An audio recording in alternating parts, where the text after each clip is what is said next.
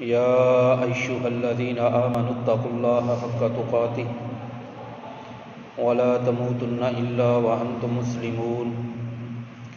يا أيها الناس اتقوا ربكم الذي خلقكم من نفس واحدة وخلق منها زوجها وبث منهما رجالا كثيرا ونساء واتقوا الله الذي تساءلون به والأرحام إن الله كان عليكم رقيبا.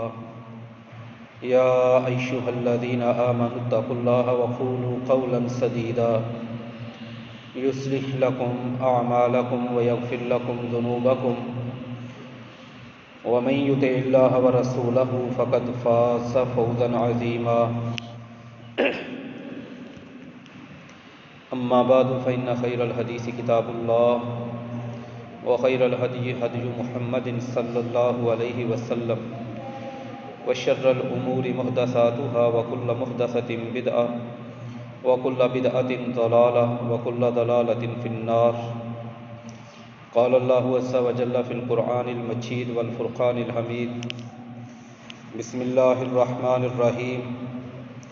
الذين كفروا وصدوا عن سبيل الله أضل أعمالهم والذين آمنوا وعملوا الصالحات وآمنوا بما نزل على محمد وهو الحق من ربهم كفر عنهم سيئاتهم وأصلح بالهم. حمد و ثنا بزرگی کبریائی اللہ وحدہ لا شریک کی ذات اقدس و اطہر و بابرکت کے لیے انگنت لا تعداد درود و سلام سید الاولین سید الآخرین امام المتقین محمد رسول اللہ صلی اللہ علیہ وآلہ وسلم کی ذات مبارکہ مطہرہ پر. ربیع الاول کے مہینے میں ہم مسلمان آپس میں عام طور پر ایک دوسرے سے اختلاف کرتے نظر آتے ہیں، اور یہ اختلاف نبی کریم صلی اللہ علیہ وآلہ وسلم کی ذات سے جڑا ہوتا ہے. اس اختلاف میں ہماری ذمہ داری کیا بنتی ہے؟ اس کے ادراک، احساس اور اس ذمہ داری سے واقفیت کے لیے دو سوچوں کو، دو نقطہ نظر کو سمجھنا بہت ضروری ہے. یہ دو سوچیں لوگوں کا عمل اور لوگوں کا طریقہ تھا جب نبی کریم صلی اللہ علیہ وآلہ وسلم اس دنیا میں تشریف لائے. قرآن مجید فرقان حمید نے ان کو بیان کیا ہے. نبی کریم صلی اللہ علیہ وآلہ وسلم کی اس دنیا میں آمد سے پہلے ایک سوچ یہ تھی جو سورۃ البقرہ کی آیت نمبر 89 اور 90 کے اندر بیان ہوئی: یستفتحون علی الذین کفروا فلما جاءہم ما عرفوا کفروا بہ فلعنۃ اللہ علی الکافرین. کچھ لوگ جب بھی کافروں سے لڑائی ہوتی، اس آیت کا مفہوم اور مطلب یہ ہے، وہ ایک بات ضرور کہا کرتے تھے کہ تم کچھ دن انتظار کر لو. آیت کا مفہوم میں عرض کر رہا ہوں، یستفتحون علی الذین کفروا، ہمارے آخری نبی آنے والے ہیں، اور جب آخری نبی محمد صلی اللہ علیہ وآلہ وسلم آ جائیں گے پھر ہم تمہیں چھوڑیں گے نہیں. ان کے ساتھ مل کے ان کو ہم اپنی طاقت بنا کے، قوت بنا کے تم سے سارے حساب کتاب پورے کر لیں گے، سارے بدلے لے لیں گے. اللہ کریم قرآن مجید میں فرماتے ہیں: فلما جاءہم ما عرفوا، جب وہ نبی ان کے پاس آ گئے انہوں نے اس نبی کو پہچان لیا.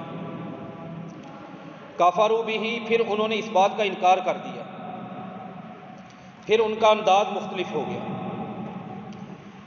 نبی کریم صلی اللہ علیہ وآلہ وسلم کی آمد، آپ کا اس دنیا میں آنا، ایک سوچ، ایک نقطہ نظر، ایک ذہن کچھ اس طرح کا تھا.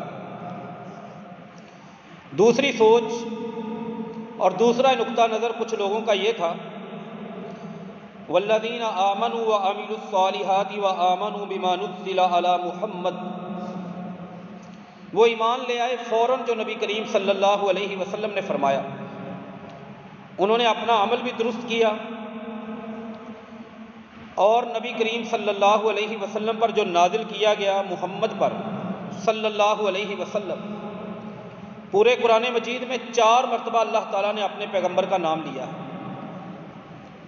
ان 4 مقامات میں سے ایک مقام یہ والا ہے، یہاں پہ اللہ تعالیٰ نے یہ نہیں فرمایا کہ وہ لوگ ایمان لائے رسول پر، نبی پر، بلکہ آپ کا نام لے کر آپ کو متعین کیا، مینشن کیا کہ محمد پر ایمان لے آئے صلی اللہ علیہ وآلہ وسلم۔ وَهُوَ الْحَقُّ مِن رَبِّهِمْ، اور وہ حق ہے محمد صلی اللہ علیہ وسلم، آپ کے فرامین، آپ پر ایمان لانا ان کے رب کی طرف سے۔ بدلے میں اللہ تعالیٰ نے کفر عنہم سیئاتہم، ان کے گناہ معاف کر دیے، وَأَصْلَحَ بَالَهُمْ، اور ان کے حالات درست کر دیے۔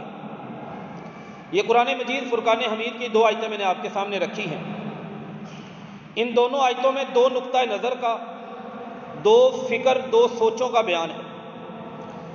ایک سوچ، اور دونوں سوچیں نبی کریم صلی اللہ علیہ وسلم سے جڑی ہوئی ہیں۔ ایک سوچ کے حامل لوگ اللہ کہتے ہیں کہ ان پر لعنت ہو، اللہ کی لعنت ہو، اور اسی آیت کے بعد اللہ تعالیٰ نے فرمایا فَبَاءُوا بِغَضَبٍ عَلَىٰ غَضَبٍ، یہ اللہ تعالیٰ کے دوہرے غصے، دوہرے غضب کے حقدار ہو گئے۔ دوسری سوچ، دوسرا عمل رکھنے والوں کے بارے میں فرمایا کہ اللہ تعالیٰ نے ان کی غلطیاں معاف کر دی ہیں، ان کے حالات درست کر دیے ہیں۔ موجودہ مسلمانوں کا جو اختلاف ہے، اور یہاں پہ جو 2 لوگوں کے طبقے ہیں، ہم یہ بالکل نہیں کہہ سکتے کہ موجودہ طبقے اور یہ والے طبقے ایک جیسے ہیں، نہ ہی ہمیں کہنے کا حق ہے اور نہ ہی دین ہمیں کہنے کی اجازت دیتا ہے۔ بات ہم صرف یہ سمجھنا چاہتے ہیں کہ لوگوں کا انداز کیا ہے، تاکہ اس انداز سے ہم اپنے آپ کو بچا سکیں۔ ہم نے اپنا فوکس، اپنی توجہ، اپنا ذہن، اپنی عقل ان لوگوں کے رویے تک محدود رکھنی ہے۔ اب پہلے مسئلے کو ذرا غور اور ذرا توجہ کے ساتھ کھول کر سمجھتے ہیں۔ یہ لوگ کیسے تھے جو کافروں سے لڑائی ہوتی تو کہتے کچھ دن انتظار کر لو، چھوڑیں گے نہیں تمہیں، آخری نبی محمد صلی اللہ علیہ وآلہ وسلم آنے والے ہیں، پھر دیکھنا ہم تمہارے ساتھ کیا برتاؤ کرتے ہیں۔ اور جب نبی کریم صلی اللہ علیہ وسلم آئے، عرفو، پہچان لیا کہ یہ اللہ کے نبی ہیں، لیکن کفروا بہ، پہچان کر بھی انکار کر دیا۔ ان لوگوں کی اگر تفصیل میں جائیں، چند حدیثیں اس مسئلے کو کھول کے بیان کرتی ہیں۔ سب سے پہلے نمبر پر مسند احمد بن حنبل میں نبی کریم صلی اللہ علیہ وآلہ وسلم کی ایک بڑی خوبصورت حدیث مبارکہ ہے، آپ کی زندگی کا واقعہ ہے۔ سلمہ بن سلامہ بن وکش صحابی رسول کا نام ہے، بدر کی جنگ میں، بدر کے غزوہ میں بھی شریک ہوئے۔ سلمہ بن سلامہ بن وکش رضی اللہ تعالی عنہ فرماتے ہیں کہ میری عمر بڑی تھوڑی تھی، میں چھوٹا سا بچہ تھا۔ ہم لوگ کننا فی بنی عبد الاشہل، بنو عبد الاشہل کے محلے میں رہتے تھے۔ ہماری بیٹھک یا ہمارے صحن میں بہت زیادہ لوگ موجود تھے۔ کنت مضطجعا بفناء بیتی، میں اپنے گھر میں ایک چارپائی پہ لیٹا ہوا تھا۔ وعلی بردۃ، میں نے اپنے اوپر ایک چادر لی تھی، میری صحت کچھ ٹھیک نہیں تھی۔ بڑے سیانے بندے، بڑے بڑے وڈیرے، اس محلے، اس گلی کے تمام لوگ وہاں پہ موجود تھے۔ اذ جاء رجل من الیہود، یہودیوں میں سے ایک بندہ آیا۔ اس وقت تک کہیں پر بھی محمد صلی اللہ علیہ وآلہ وسلم آپ کا ذکر نہیں تھا، آپ کا تذکرہ نہیں تھا، کوئی بندہ آپ کے نام کو یا آپ کی رسالت اور نبوت کے مسئلے کو جانتا نہیں تھا، وہ بندہ آ کے ان بزرگوں میں بیٹھ گیا۔ جس طرح دیہاتوں میں تھڑے چبوترے کا ایک ماحول ہوتا ہے، بیٹھکوں کا، ڈیروں کا ماحول ہوتا ہے، وہ ماحول تھا۔ 15,879 نمبر پر یہ حدیث آتی ہے مسند احمد بن حنبل میں۔ وہ باتیں کرنے لگا، کہنے لگا کہ لوگوں میں تمہیں ایک بات بتاؤں، ہم لوگوں نے مرنا ہے اور مرنے کے بعد اللہ تعالیٰ نے ہمیں دوبارہ زندہ کرنا ہے۔ فذکر البعث والقیامت والحساب والمیزان والجنت والنار، اور پھر اس نے لوگوں کو 5 مسئلے بتائے کہ ہم لوگوں نے قبروں میں سے دوبارہ زندہ کیا جانا ہے۔ مسئلہ نمبر 2 قیامت آئے گی، مسئلہ نمبر 3 حساب کتاب ہوگا، مسئلہ نمبر 4 نیکیوں کا اور گناہوں کا وزن ہوگا، مسئلہ نمبر 5 جنت اور جہنم میں لوگوں کو داخل کیا جائے گا۔ یہ صحابی کہتے ہیں سلمہ بن سلامہ بن وقش رضی اللہ تعالی عنہ کہتے ہیں جتنے لوگ وہاں پہ بیٹھے تھے، فقال ذلک لقوم اہل الاوثان، سارے لوگ بتوں کو پوجنے والے پکے بے ایمان اور مشرک تھے۔ ایک بندہ بھی ایسا نہیں تھا جو کسی حق کی بات یا دین کی بات کو سمجھنے یا ماننے والا ہو۔ محمد صلی اللہ علیہ وآلہ وسلم ہی نہیں آئے تھے، لوگوں نے بڑا اس سے اختلاف کیا، کہا یہ کیسے ممکن ہے، ان ذالک کائن یعنون البعث بعد الموت، یہ کیسے ممکن ہے کہ ہمیں موت آئے گی اور ہم زندہ کیے جائیں گے۔ اس بندے نے دلائل دیے۔ کسی سیانے بابے نے کہا کہ ایک بات بتاؤ، یہ جتنی تم گفتگو کر رہے ہو، حساب کتاب، قیامت، جنت، دوزخ، ساری باتیں، اس کی کوئی دلیل ہے تمہارے پاس؟ اس یہودیوں کے بندے نے کہا ہاں میرے پاس ایک دلیل ہے، اور وہ دلیل یہ ہے کہ اگر اس دنیا کے اندر اعظم تنور، ایک بہت بڑا آگ کا تندور ہو، دنیا کی سب سے بڑی اس میں آگ جل رہی ہو، اور پھر دنیا والے یدخلونہ ایاہ، مجھ یہودی کو پکڑ کر اس میں داخل کر دیں، اور اوپر سے تندور کو بند کر دیا جائے، فاطبق علیہ، میرے لیے بھاگنے کی جگہ نہ ہو، میں جل جاؤں، میں فنا ہو جاؤں۔ میں سمجھتا ہوں اس میں میرا نقصان کوئی نہیں، بس اتنی بات ہے کہ اس دنیا کی آگ کے بدلے مجھے جہنم کی آگ سے بچا لیا جائے۔ لوگوں نے کہا یہ کب آئیں گے آخری نبی؟ یہودی کہنے لگا کہ اس چارپائی پہ کون لیٹا ہوا ہے؟ کہتے میں نے اپنی چادر ہٹائی کہ میں ہوں، عمر تھوڑی تھی، انا احدث سنا فی القوم حینئذ، اس وقت میری عمر سب سے تھوڑی تھی جتنے لوگ ہمارے اس ڈیرے میں موجود تھے۔ سلمہ فرماتے ہیں رضی اللہ تعالیٰ عنہ، اس یہودی نے اشارہ کر کے کہا کہ اگر یہ بچہ یدرکہ، اس بچے کی عمر مکمل ہو گئی، یہ بڑھاپے کی عمر کو پہنچ گیا، تو میں نے جتنا کچھ پڑھا ہے میں اس کی روشنی میں بتاتا ہوں، اس کے بڑھاپے سے پہلے پہلے وہ نبی اپنی نبوت کا اعلان دنیا میں کر دے گا، یا تمہاری اس سے ملاقات ہو جائے گی۔ مجلس ختم ہو گئی، کہتے ہیں وقت گزرنے لگا، ذہب اللیل والنہار، دن رات بیتنے لگے، اتنے میں آوازیں آنی شروع ہوئی کہ مکہ میں محمد نامی ایک شخص ہے، اس نے اپنی رسالت کا اقرار کر دیا ہے صلی اللہ علیہ وسلم۔ لوگ اس پہ ایمان لانے لگے، کچھ لوگ اختلاف کرنے لگے۔ ہجرت کا وقت آ گیا، نبی کریم صلی اللہ علیہ وسلم مدینہ میں آئے، میں بھی بڑا تھا، میں نے کلمہ پڑھ لیا، میں مسلمان ہو گیا۔ میں نے دیکھا وہ یہودی، بچپن میں اس کی کہی ہوئی باتیں میرے ذہن میں لکھی ہوئی تھی۔ ایک دن میں نکلا، گلی میں میری اس سے ملاقات ہو گئی، 15,879 نمبر مسند احمد بن حنبل میں حدیث ہے۔ میں نے جا کے اس سے سلام دعا کی، میں نے کہا چچا جان، میں چھوٹا سا تھا، آپ نے ایک مسئلہ لوگوں کو بتایا تھا، لوگوں نے آپ کی بے عزتی کی، آپ نے برداشت کیا، لوگوں نے آپ پر تانے اٹھائے، آپ مسکراتے رہے، لوگوں نے اختلاف کیا، آپ نے دلیلیں دی، وہ بات میرے ذہن میں نقش رہی۔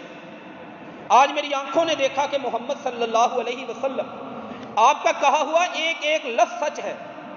جو عقیدہ اس دن آپ نے لوگوں کو بتایا وہی محمد صلی اللہ علیہ وسلم نے بتایا ہے. چچا جان، میں تو کلمہ پڑھ کے مسلمان ہو چکا ہوں، لیکن ایک سوال میرا ہے کہ آپ لست مومنا، آپ نے ایمان قبول نہیں کیا، آپ ایمان نہیں لائے، آپ نے اسلام نہیں ان پر لے کے آئے، بتائیں گے وجہ کیا ہے؟ وہ یہودی کہنے لگا اس لیے کہ انہ لیس بہ، یہ وہ بندہ نہیں ہے محمد صلی اللہ علیہ وسلم، یہ وہ نبی نہیں ہے. یہ ہے جن کا ذکر قرآن مجید فرقان حمید نے کیا، اس سوچ کا ذکر. بندوں کی بات نہیں میں کر رہا، اور نہ ہی ان بندوں کو ان بندوں کے ساتھ ملانے کا کوئی حق ہے.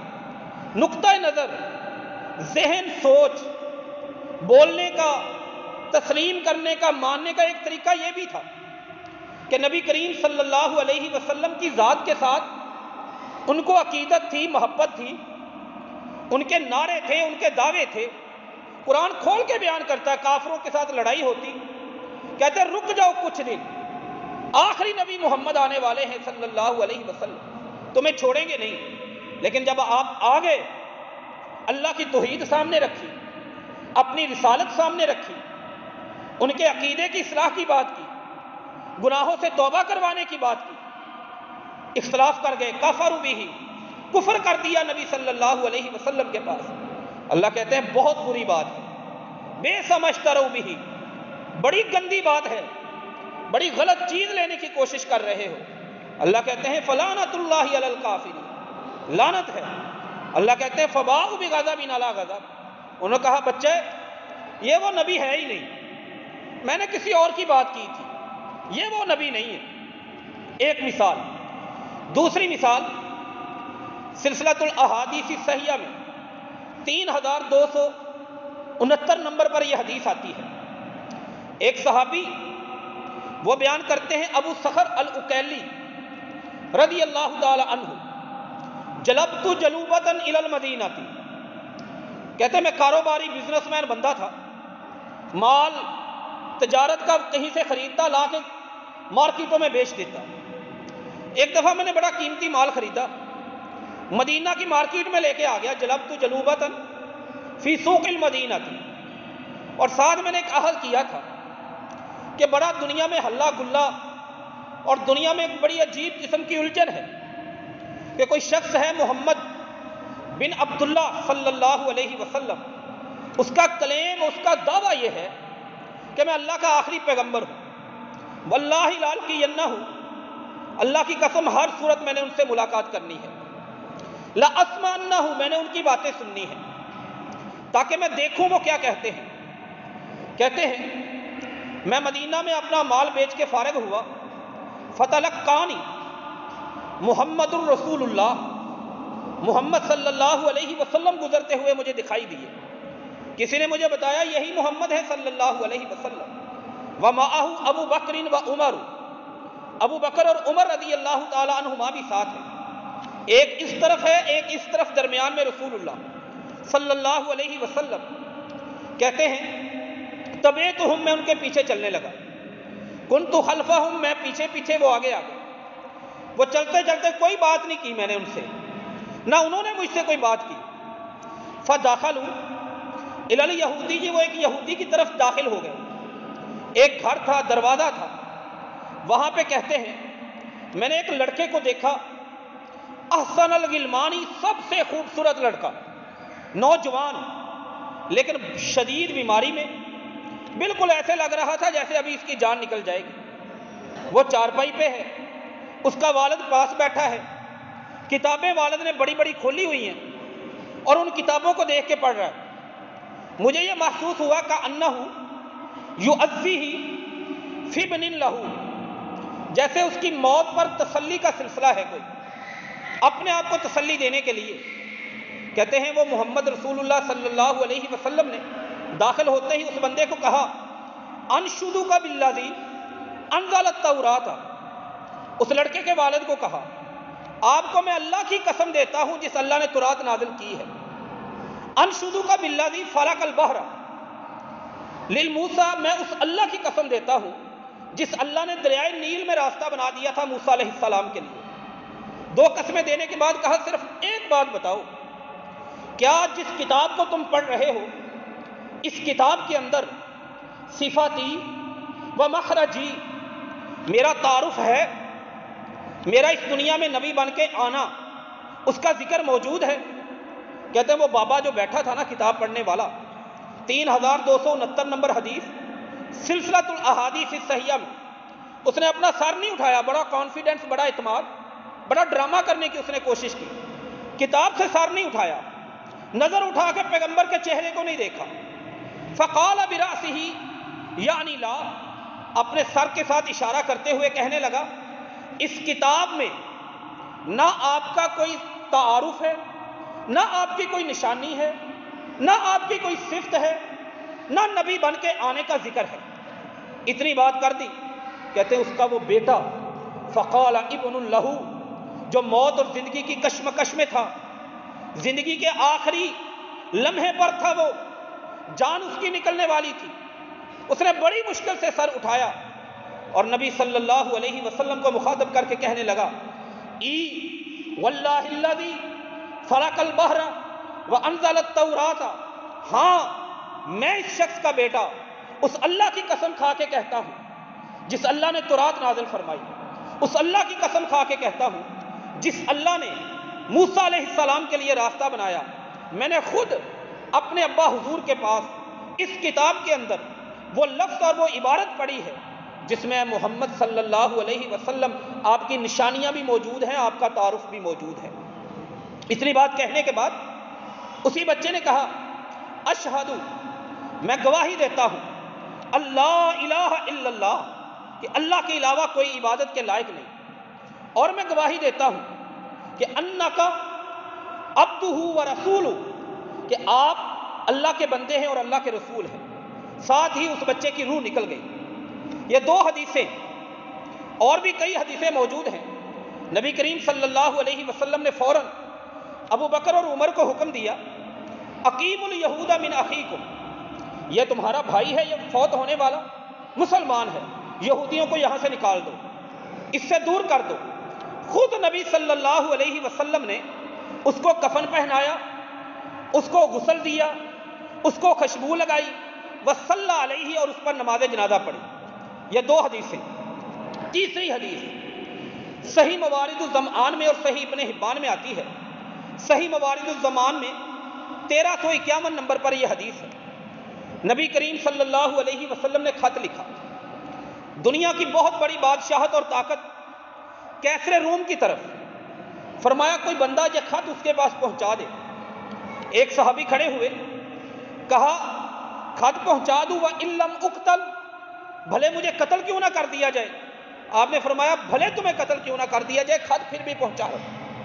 وہ لے کر نکلا اور خط لے کے چلا گیا۔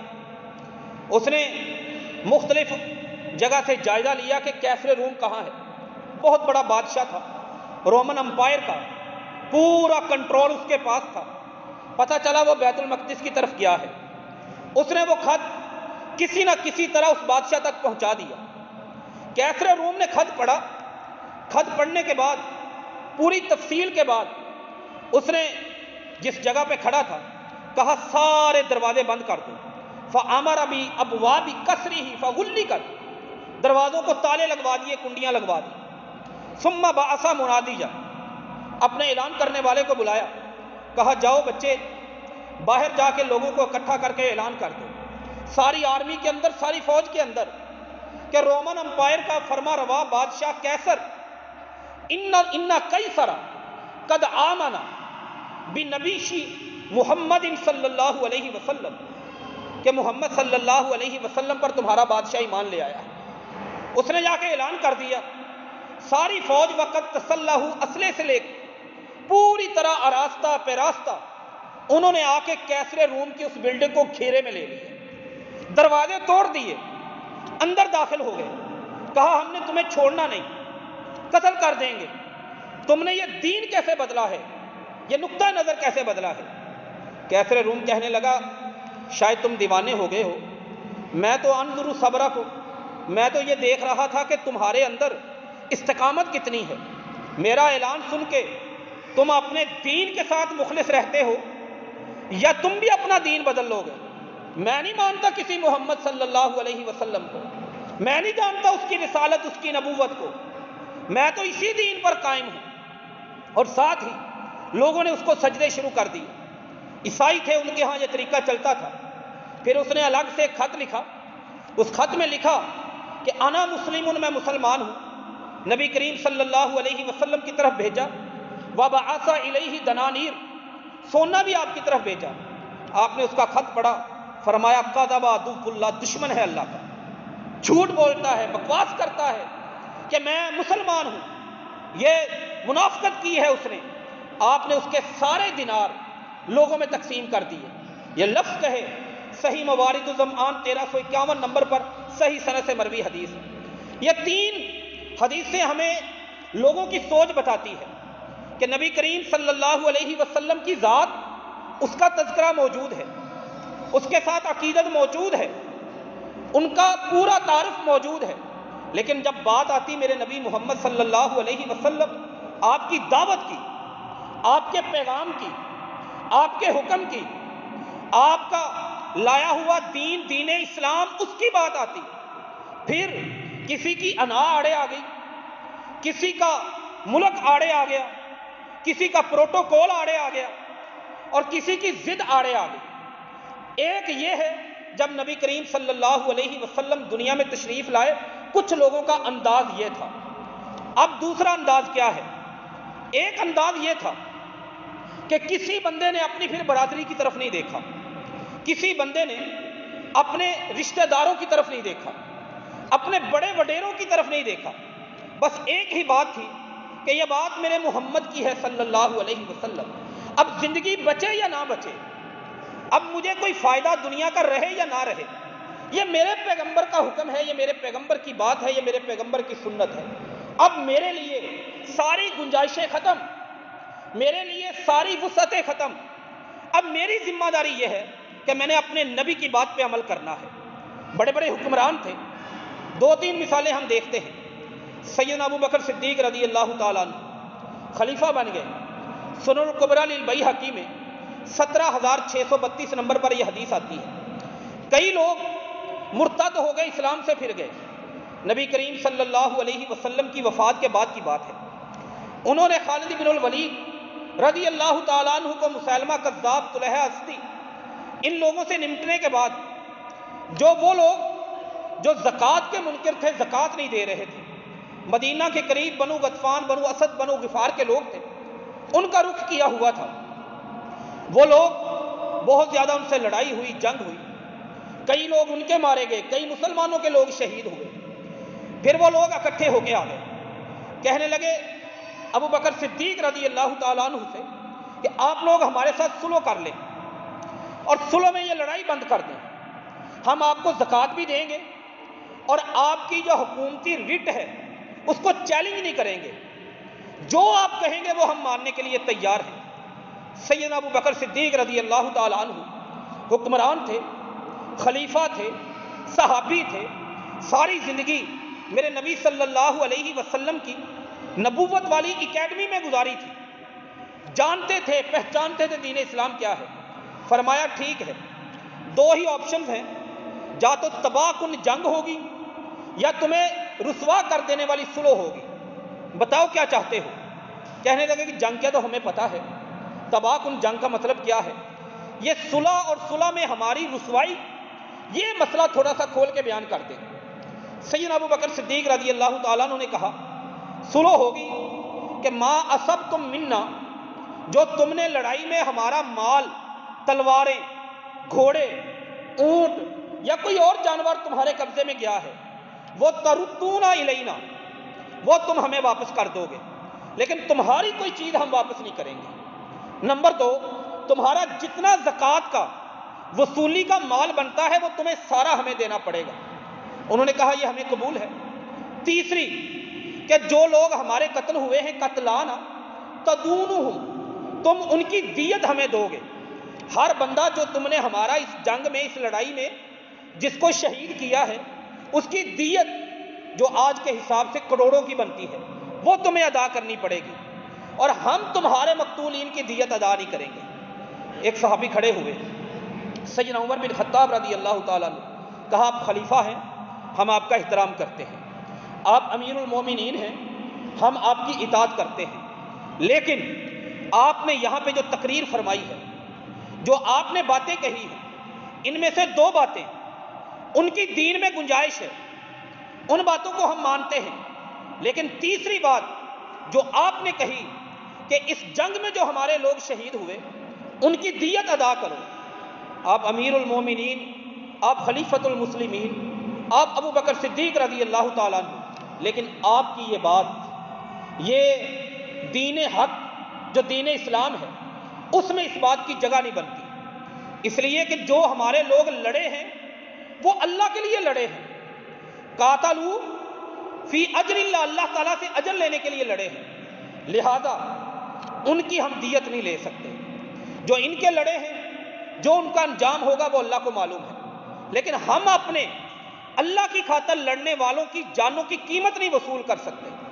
جب یہ بات سنی ابو بکر صدیق سے رضی اللہ تعالیٰ عنہ ایک لمحے کے لیے بھی توقف نہیں کیا، ایک لمحے کے لیے بھی اڑے نہیں، کہا یہ بات بالکل ٹھیک ہے عمر، تم ٹھیک کہہ رہے ہو، میں اس بات سے اپنے آپ کو واپس لے کے جاتا ہوں۔ جب بات دین کی آ گئی پھر انہوں نے ضد نہیں لگائی، پھر وہ اڑے نہیں ہیں، اور نتیجہ کیا ہے کہ ان لوگوں کو اللہ تعالیٰ نے بشارتیں دی، اللہ تعالیٰ نے ان لوگوں کو برکتیں دی، اللہ تعالیٰ نے ان لوگوں کو رحمت دی۔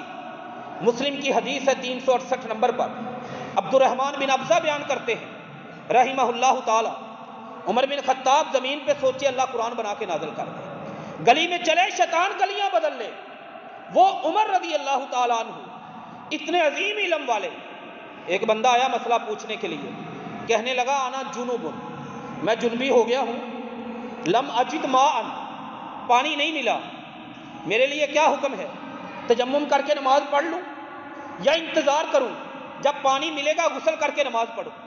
عمر بن خطاب رضی اللہ تعالیٰ عنہ نے کہا ان لم تجد ماء، اگر تمہیں پانی نہ ملے تم نماز نہیں پڑھ سکتے، تیمم کر کے نماز پڑھنے کی اجازت نہیں، جب تک پانی نہ مل جائے پانی کا انتظار کرو، پانی ملے گا غسل کرنا پھر نماز پڑھنی ہے۔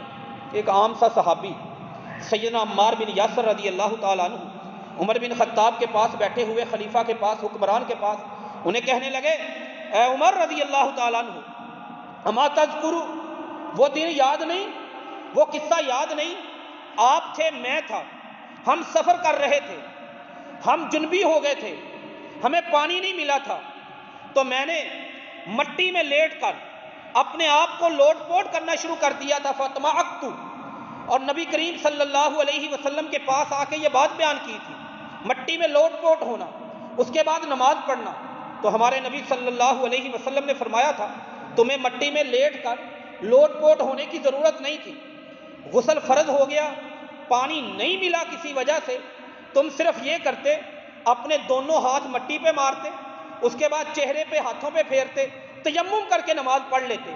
پیغمبر نے تیمم کر کے نماز پڑھنے کی اجازت دی اس بندے کو جسے حال سے جنابت میں پانی نہ ملے، کیا آپ کو یاد نہیں؟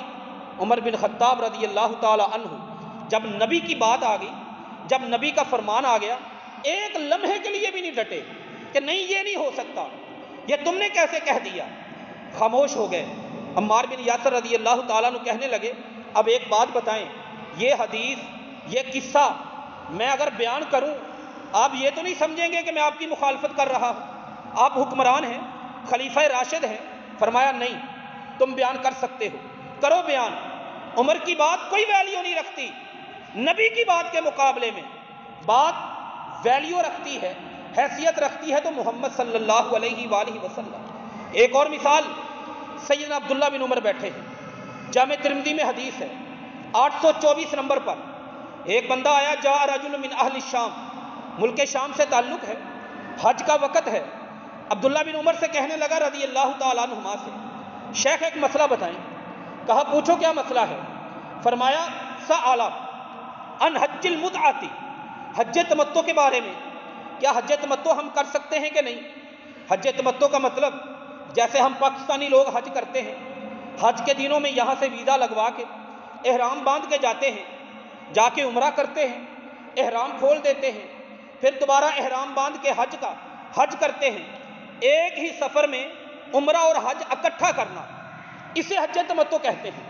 3 طریقے ہیں حج کے، اس کے بارے میں اس نے سوال کیا تھا۔ عبداللہ بن عمر رضی اللہ تعالیٰ عنہما نے کہا کیوں نہیں، اجازت ہے، کر سکتے ہو۔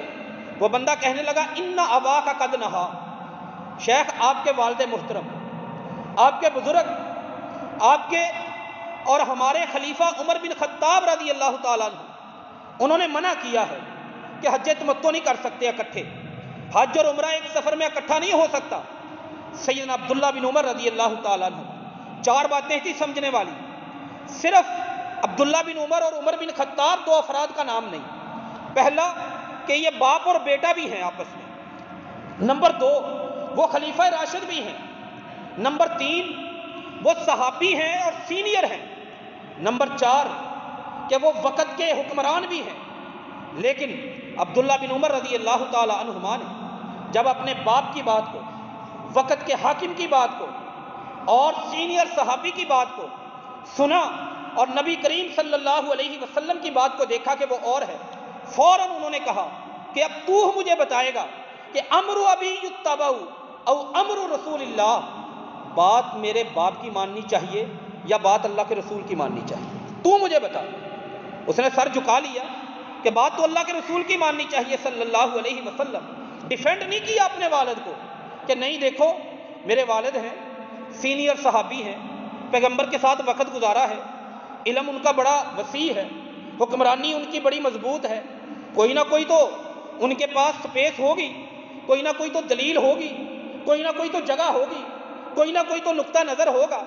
یہ 2 سوچیں تھی اصل میں، جن سوچوں پر دین اسلام قرآن مجید بیان کرتا ہے۔ یہ صحابہ کرام یہ کیوں کرتے تھے، ایسا ان کا انداز کیوں تھا رضوان اللہ تعالی علیہم اجمعین؟ عبداللہ بن عباس اپنے دور کے سب سے بڑے مفتی شمار ہوتے ہیں۔ سنن ابن ماجہ میں حدیث ہے اور حدیث 2258 نمبر پر، 2258 نمبر پر آپ معیشت کے معاملے میں لوگوں کو ایک فتویٰ دیا کرتے تھے، کرنسی ایکسچینج، اس کو کرنے کا طریقہ ابو الجوزہ بیان کرتے ہیں رحمہ اللہ تعالی۔ عبداللہ بن عباس کے پاس میں معیشت پڑھنے کے لیے چلا گیا، میں نے جو معیشت پڑھی اس میں انہوں نے جو باتیں مجھے بتائیں، سمجھائی، اس میں سے ایک یہ بھی تھا کہ کرنسی ایکسچینج کے اندر اگر ایک ہی طرح کی کرنسی کو بندہ تبدیل کرنا چاہتا ہے تو دین اسلام اس میں 2 شرطیں لگاتا ہے۔ مثال کے طور پر یہ موضوع سے ہٹ کر مسئلہ، ہمارے ہاں بھی کرنسی کی لین دین ہوتی ہے، لوگ نئے نوٹ وہ خریدتے ہیں پرانے نوٹ دے کر، عید کے دنوں میں، شادی کے دنوں میں۔ اس کا اصول 2 اصول ہیں، ورنہ یہ حرام ہے لین دین کرنا۔ پہلا اصول کہ نقد دونوں کا لین دین ہونا چاہیے۔ آپ نئے نوٹ لیں، سارے بینک کے نئے نوٹ لے سکتے ہیں، دین اجازت دیتا ہے، لیکن 2 شرطیں۔ پہلی شرط، جو پرانے نوٹ آپ نے پیمنٹ کرنی ہے وہ اسی وقت آپ نے کرنی ہے اور ریسیونگ بھی اسی وقت ہونی چاہیے، ایک شرط۔ دوسری شرط، دونوں میں برابری ضروری ہے۔ اگر آپ 1000 کی گدی لیتے ہیں تو آپ نے 1000 ہی پیمنٹ کرنی ہے۔ اگر کوئی آپ کو 1000 کی گدی دے کر 1100 پیمنٹ وصول کرتا ہے تو یہ سود بن جائے گا۔ نبی کریم صلی اللہ علیہ وآلہ وسلم کا یہ اصول ہے۔ 2 شرطیں ہیں، یدم بیدٍ، نقدم بنقد، سواء بسواء، برابر برابر ہو اور نقد بنقد ہو۔ جب کرنسی اس طرح سے چینج کی جائے، عبداللہ بن عباس سے انہوں نے کرنسی کا یہ مسئلہ سمجھا۔ عبداللہ بن عباس رضی اللہ تعالیٰ عنہ نے کہا اگر نقد بنقد لین دین ہو جائے تو کمی بیشی کا کوئی مسئلہ نہیں۔ انہوں نے جا کے اپنے علاقے میں فتویٰ دینا شروع کر دیا، لوگ ان کا فتویٰ سن کر لین دین کرنے لگے۔ کسی بندے نے ان کو بتایا کہ عبداللہ بن عباس رضی اللہ تعالیٰ عنہما کا آپ نام کوٹ کرتے ہو کہ اس طرح لین دین کرنا جائز ہے۔ عبداللہ بن عباس رضی اللہ تعالیٰ عنہ تو کہتے ہیں اس طرح لین دین کرنا جائز نہیں۔ ابو الجوزہ نے اپنی ساری مصروفیات بند کی، فوراً وہاں سے نکلے، مدینہ میں آئے، ابن عباس کو ملے رضی اللہ تعالیٰ عنہما، کہا حضرت آپ سے مسئلہ پوچھا تھا کرنسی لین دین کے حوالے سے، آپ نے کہا نقد بنقد کرو، کمی بیشی کوئی نقصان نہیں دیتی، ایک بندے نے آپ کے بارے میں کہا ہے۔ عبداللہ بن عباس رضی اللہ تعالیٰ عنہما نے کہا جو اس بندے نے کہا وہ سچ، یہ نقد بنقد بھی ہونا ضروری ہے اور برابر برابر بھی ہونا ضروری ہے۔ لیکن حضرت جی پہلی دفعہ تو آپ نے یہ بات نہیں بتائی. کہا پہلی دفعہ مجھے نہیں پتا تھا، میں فتویٰ دے رہا تھا، لوگ میرا فتویٰ سن رہے تھے، لوگ عمل کر رہے تھے. ابو سعید خدری آگے رضی اللہ تعالیٰ عنہ، انہوں نے مجھے نبی کی حدیث سنائی، میں نے اپنا فتویٰ اٹھایا، میں نے اپنا علم اٹھایا، ایک طرف کر دیا کہ پیغمبر کی بات آ گئی ہے، اب یہ بات اس سے دائیں بائیں میں نہیں ہو سکتا، اس سے آگے پیچھے نہیں ہو سکتا. یہ تھی دو سوچیں. پہلی میں نے 3 حدیثیں عرض کی کہ نبی کریم صلی اللہ علیہ وسلم کی چاہت ہے، نبی کریم صلی اللہ علیہ وسلم کی تمنا بھی ہے، نبی صلی اللہ علیہ وسلم کا انتظار بھی ہے، آپ سے عقیدت بھی ہے، آپ سے محبت بھی ہے. لیکن جب بات آ گئی پیغمبر کی پیغام کی، پیغمبر کی دعوت کی، پیغمبر کے الفاظ کی، پیغمبر کے جملوں کی، تو پھر کسی کو اپنا چاچا یاد آ گیا، کسی کو ماما یاد آ گیا، کسی کو امام یاد آ گئے، کسی کو بڑے یاد آ گئے، کسی کو اپنے اسکالر یاد آ گئے. کہا نہیں، یہ نہیں بدل سکتے. پھر اللہ تعالیٰ نے ان پر جو تبصرہ کیا، ایسی سوچ والے پر، سورۃ البقرہ پارہ نمبر 1 آیت نمبر 89 90 90، اللہ تعالیٰ کہتے ہیں فَأُولَٰئِکَ عَلَیْہِمْ لَعْنَةُ اللَّہ، ان پر اللہ کی لعنت ہے. اللہ کہتے ہیں لعنت اللہ علی الکافرین، ایسے لوگوں پر لعنت ہے. کن لوگوں پر؟ پیچھے ان کا ذکر موجود ہے. یستفتحون علی الذین کفروا، جو یہ کہا کرتے تھے یا اللہ اپنا آخری نبی اسے ہم دیکھنا چاہتے ہیں، یا اللہ اپنا آخری نبی ہمارے اندر بھیج، اس کے ساتھ مل کے تیرا دین غالب کرنا چاہتے ہیں. جب نبی آ گئے، عرفو، نبی کو پہچان لیا، پھر بات آئی عمل کرنے کی، بھاگنے لگے. اس سوچ والوں کا انجام اللہ نے یہ بیان کیا. اور دوسری سوچ جو رکھنے والے تھے، ان کے بارے میں اللہ سورہ محمد کی پارہ نمبر 26 میں آیت نمبر 2 میں اللہ فرماتے ہیں، یہ جو لوگ ہیں، ان لوگوں نے کہا یہ الفاظ ہمارے پیغمبر کے آ گئے، یہ حدیث ہمارے پیغمبر کی آ گئی، یہ طریقہ محمد صلی اللہ علیہ وسلم کا آ گیا. بما نزل علی محمد وہو الحق من ربہم، اور یہ حق ہے، جو بات پیغمبر کی زبان سے نکلے وہ حق نکلتا ہے، سوائے حق کے کچھ نہیں نکلتا. ایک صحابی تھے عبداللہ بن عمرو بن عاص رضی اللہ تعالیٰ عنہ، عجیب شوق، عجیب ذوق، عجیب چاہت، عجیب لگن اور عجیب تمنا، ہر وقت قلم ہاتھ میں، سیاہی پاس پکڑی ہوئی، پیغمبر کے آمنے سامنے پھرتے رہتے. سنن نبی داؤد کتاب العلم میں یہ حدیث 4636 نمبر پر موجود ہے. جب بھی اللہ کے رسول صلی اللہ علیہ وسلم کوئی لفظ بولتے، فوراً اپنا قلم پکڑتے، سیاہی پکڑتے، اس بات کو لکھ لیتے، اس حدیث کو لکھ لیتے. کہتے ہیں فنحتنی قریش، قریش کے سیانے بندے ایک دن مجھے ملے، اوے عبداللہ کیا کرتے ہو تم؟ کہا میں اپنے پیغمبر کی باتیں لکھتا ہوں. کہا لا تکتب، نہ لکھا کرو. کیوں نہ لکھا کروں؟ کہا اتکتب کل ما تسمع، ہر چیز لکھ لیتے ہو جو سنتے ہو؟ کہا ہاں.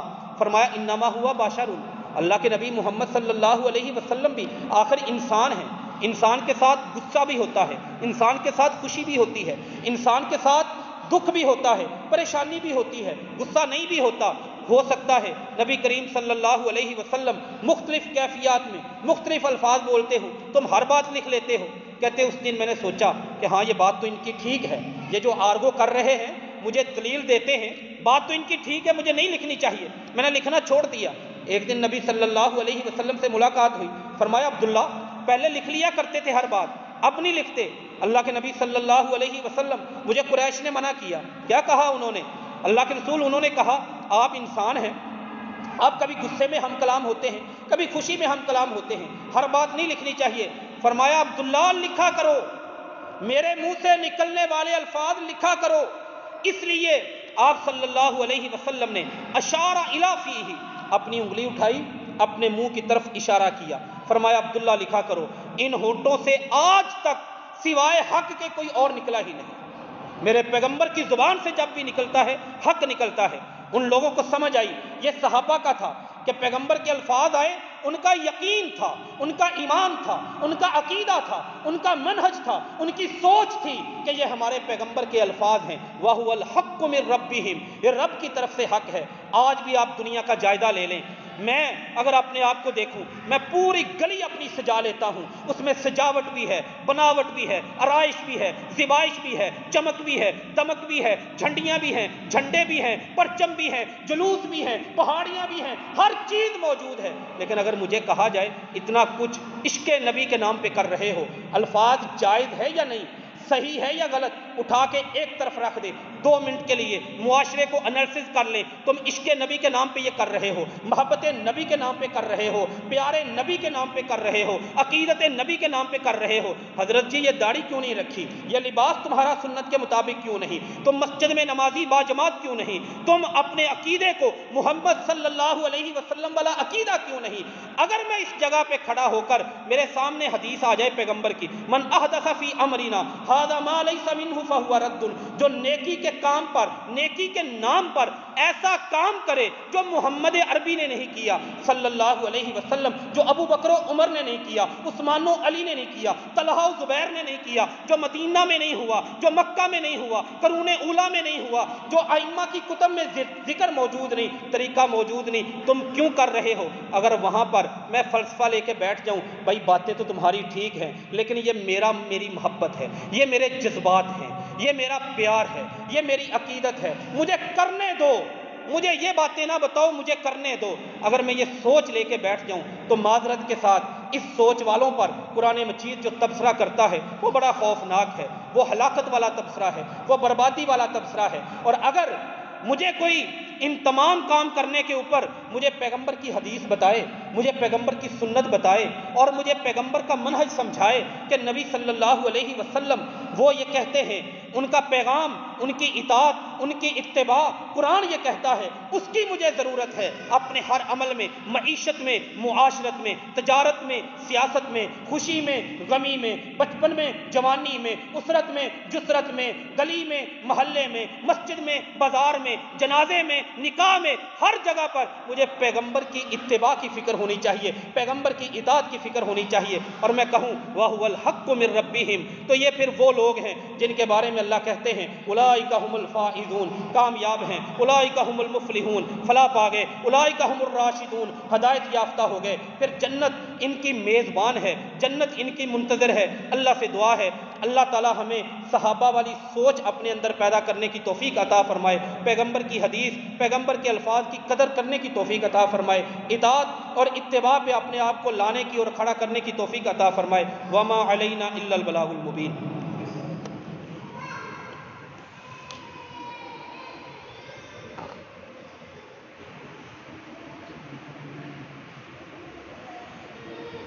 ان الحمد للہ نحمده ونستعینه ونستغفره ونعوذ باللہ من شرور انفسنا ومن سیئات اعمالنا، من يهده الله فلا مضل له ومن يضلل فلا هادي له، واشهد ان لا اله الا الله واشهد ان محمدا عبده ورسوله۔ اما بعد فان خير الحديث كتاب الله وخير الهدي هدي محمد صلى الله عليه وسلم، وشر الامور محدثاتها وكل محدثة بدعة وكل بدعة ضلالة وكل ضلالة في النار۔